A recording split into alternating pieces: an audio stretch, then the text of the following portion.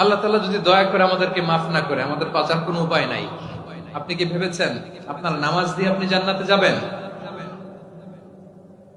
আপনি তাহাজ্জুদ গুজার, সেজদা দিতে দিতে কপালে দাগ ফেলেছেন, এটা আপনারা জান্নাতে নেবে না? আপনি এলাকার সবচেয়ে বড় হাতেম তাই দানশীল, এই দানের ভরসায় বসে আছেন, কশিন কালো ভাব।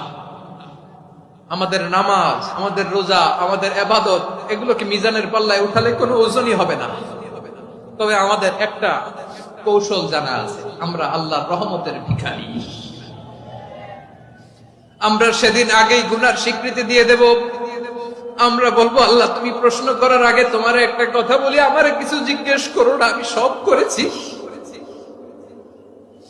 এমন কোন পাপ নাই যে পাপ আমারে দিয়ে হয় নাই। তোমার রহমত দিয়ে তুমি জান্নাতে পাঠাবা, তোমার